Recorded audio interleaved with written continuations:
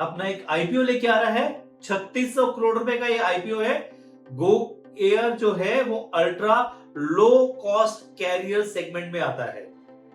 इसका जो market share है 2018 में था 8.8%, अब वो बढ़ के 10.8% हो गया है।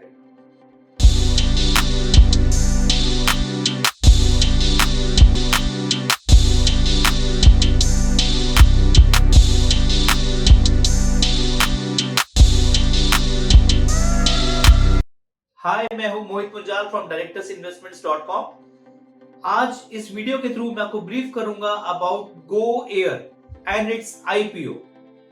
All the contents which I am going to share in this video are only for educational purpose. गो एयर की आईपीओ के बारे में जानने से पहले आप पहले ये सुनिए कि इंडस्ट्री कैसे चल रही है। एविएशन इंडस्ट्री इंडिया में इसका क्या ग्रोथ रेट है। India is now the third largest aviation industry in the world after USA and China.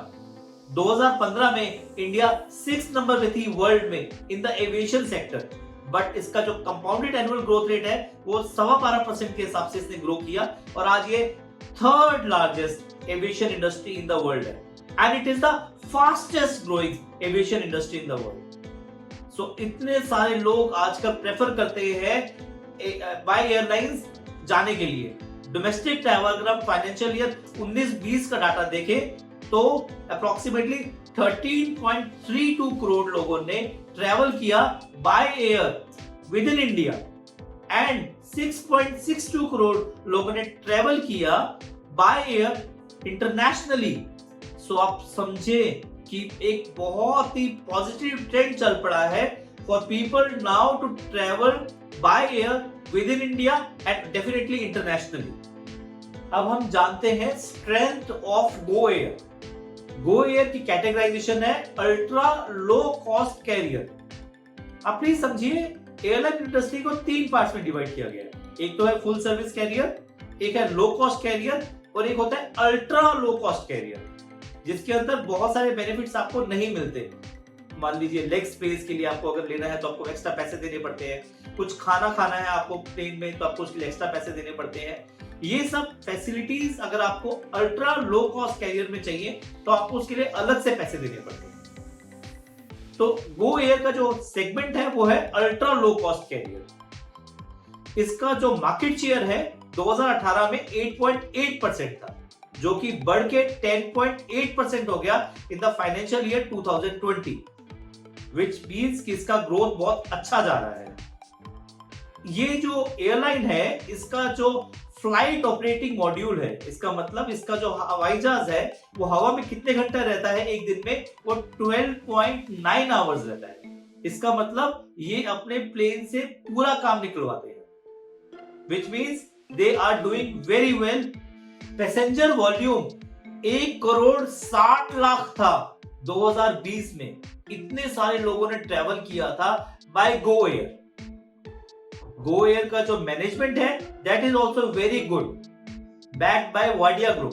So itself it means कि प्रोफेशनलिज्म ऑलरेडी है गो एयर की मैनेजमेंट में। गो एयर को कुछ एडिशनल इंसेंटिव्स मिलते हैं अंडर द उड़ान scheme by the government of India.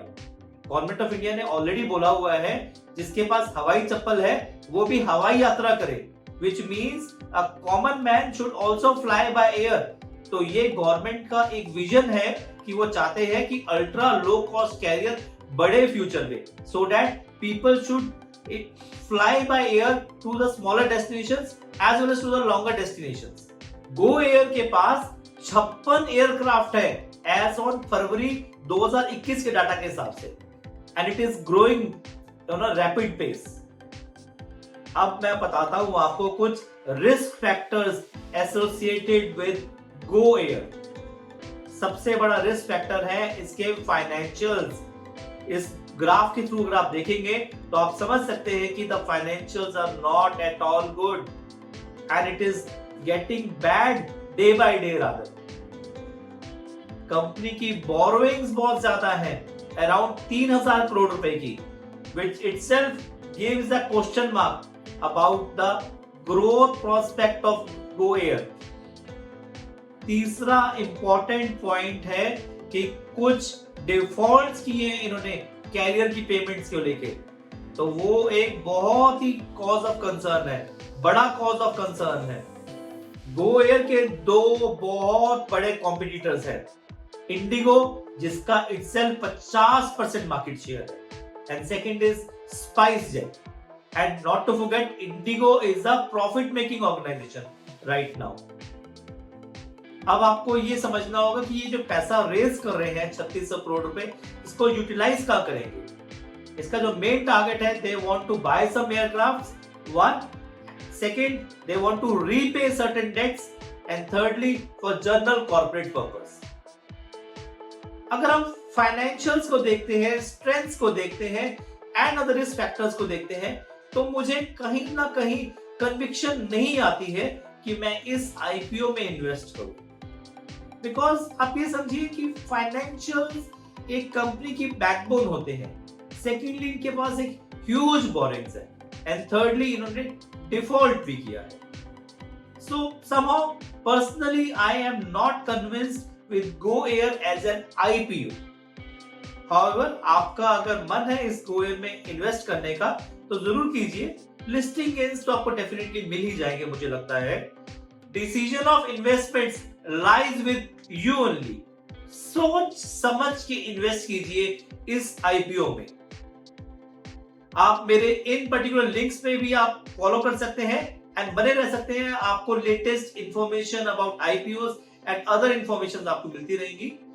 For more information please visit my website www.directorsinvestments.com. Please like and subscribe my YouTube channel. Thank you.